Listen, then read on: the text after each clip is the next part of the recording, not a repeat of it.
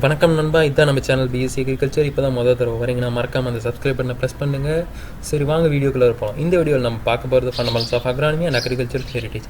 இதில் நம்ம கவர் பண்ண போகிறது யூனிட் 4. அந்த லெக்சர் டாபிக் என்னென்னு சொல்லிட்டு பார்த்தீங்கன்னா, டில்லேஜ் டெஃபினிஷன், அதோட அப்ஜெக்டிவ்ஸ், அப்புறம் என்னென்ன டைப்ஸ் ஆஃப் டில்லேஜ் இருக்குது, அதே மாதிரி மாடர்ன் கான்செப்ட்ஸ் என்ன இருக்குது, கடைசியாக ஃபீல்ட் ப்ரிப்பரேஷன் பற்றி பாஸ் போகிறோம். ஸோ ஃபஸ்ட்டு ஒன்று பார்த்தீங்கன்னா, டில்லேஜோட டெஃபினிஷன் சொல்லிட்டு பார்த்தீங்கன்னா எதுவுமே இல்லைங்க. ஒரு மெக்கானிக்கலாக ஒரு மண்ணை வந்து ஒரு டூல்ஸை வச்சு இம்ப்ளிமெண்ட்ஸை வச்சு அது ஒரு ஐடியல் கண்டிஷனாக அந்த சாயில் வந்து செடி முளைக்கிறதுக்கான கண்டிஷனுக்கு கொண்டு வரது தான் டில்லேஜ்ன்றது பேர். அதுக்கடுத்து பார்த்திங்கன்னா டில்த்னால் எதுவும் இல்லைங்க, அந்த கடைசி ரிசல்ட் இருக்குது பாருங்கள். டில்லேஜ் ஆப்ரேஷன் ஃபுல்லாக முடிஞ்சு அந்த ஃபிசிக்கல் கண்டிஷன் அந்த சாயிலில் கிடைக்குது பாருங்கள், அதுதான் டில்த்துன்னுவாங்க. அது வந்து மொத்தம் ஒரு 3 தான் பிரிக்கலாம். என்னன்னு சொல்லிட்டு பார்த்தீங்கன்னா, கோர்ஸ் டில்த், ஃபைன் டில்த், அப்புறம் மாடரேட் டில்த். ஸோ அப்ஜெக்டிவ்ஸ் ஆஃப் டில்லேஜ்னு சொல்லிட்டு பார்த்தோன்னா, நம்ம போடுற விதைக்கு வந்து ஒரு நல்ல சீட் பெட் கிடச்சிரும், அதனால் ஜெர்மினேஷன்றது நல்லா வரும். அதே மாதிரி ஒரு சூட்டபிள் கண்டிஷனை வந்து அந்த செடி வளர்கிறதுக்கு வந்து நம்ம க்ரியேட் பண்ணி தரோம். அதே மாதிரி இந்த நிலத்தில் இருக்க களைகள் வந்து எஃபெக்டிவாக இந்த மெத்தட்ஸ் மூலியமாக நீக்கப்படுது. அதே மாதிரி இப்போ நம்ம டில்லேஜ் ப்ராசஸ் பண்ணுறதுனால அந்த சாயிலோட கேப்பபிள், அந்த தண்ணி உரியற ரெயின் வாட்டர், அதாவது மழை தண்ணி உரியற சக்தி வந்து அதிகமாகும்னு சொல்கிறாங்க. அதே மாதிரி மென்யூர்ஸும் ஃபெர்டிலைசர்ஸும் நம்ம அப்ளை பண்ணுறது அந்த டில்லேஜ் ஆப்ரேஷன் நடக்கும்போதே நம்ம அப்ளை பண்ணோம்னா அது நல்லா யூனிஃபார்மாக சாயிலில் மிக்ஸ் ஆகிடும். அதே மாதிரி சாயிலுக்கு ஏரேஷன்றது வந்து முக்கியமாக நல்லா கிடைக்குங்க.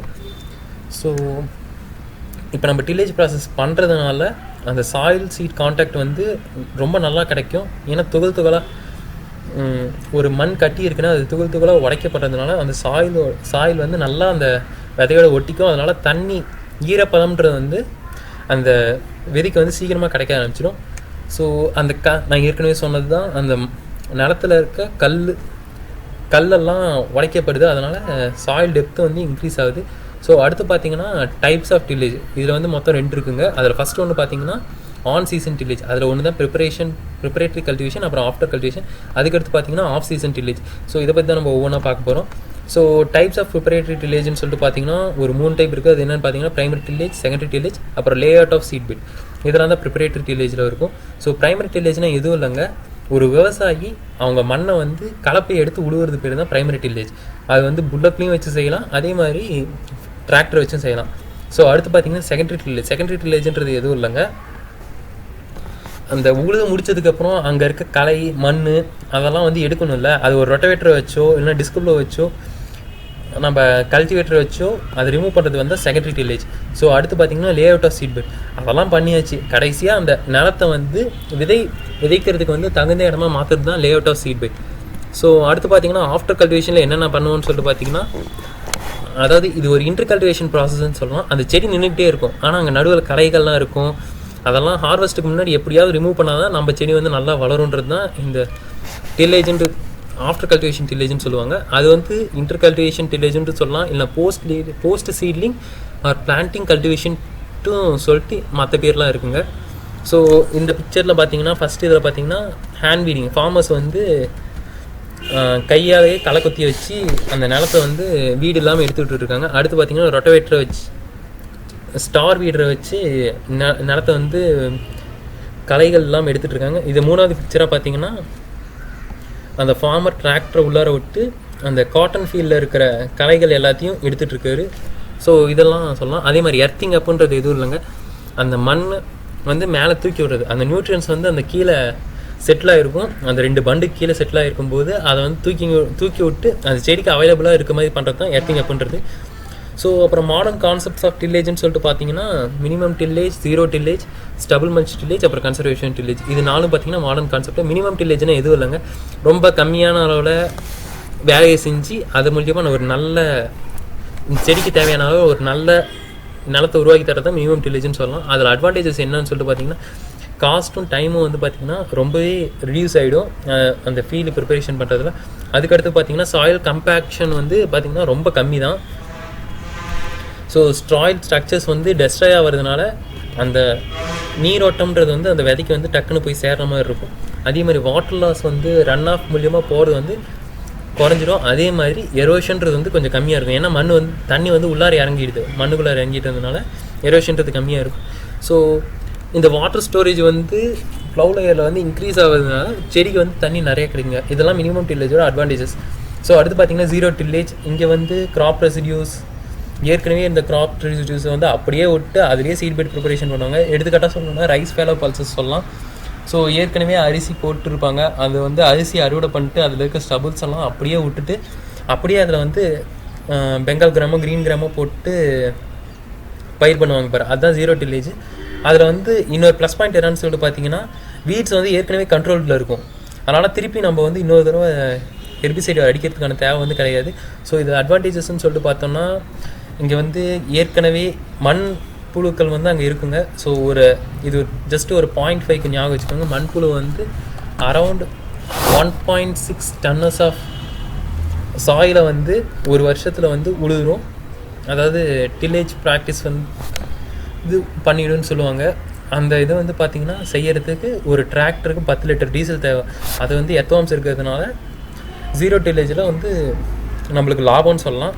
ஸோ அதுக்கடுத்து பார்த்திங்கன்னா ஆர்கானிக் மேட்டர் வந்து இன்க்ரீஸ் ஆகிடும். அதனால் அங்கே ஏன்னா மினரலைசேஷன் வந்து கம்மியாக தான் இருக்குது. ஏன்னா நீரில் வந்து அந்த ஊட்டச்சத்துக்கள் வந்து அடிச்சுட்டு போகலாம், அதெல்லாம் இருக்காதுனால ஜீரோ டில்லேஜ்ன்றது இருக்குது.